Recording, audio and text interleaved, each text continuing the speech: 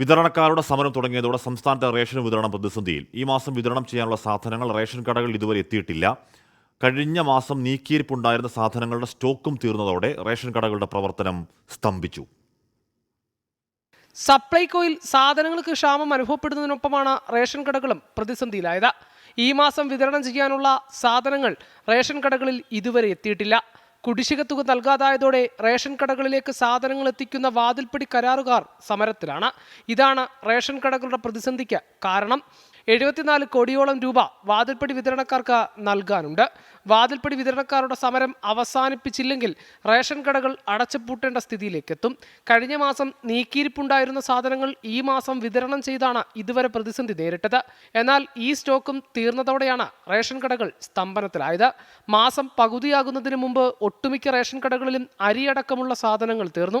Ration കടകളിൽ സാധനം വാങ്ങാൻ വരുന്നവർ വെറും കൈയോടെ മടങ്ങുകയാണ്. വിൽക്കുന്ന സാധനങ്ങൾക്കനുസരിച്ചുള്ള കമ്മീഷനാണ് റേഷൻ വ്യാപാരിക്ക് ലഭിക്കുന്നത്.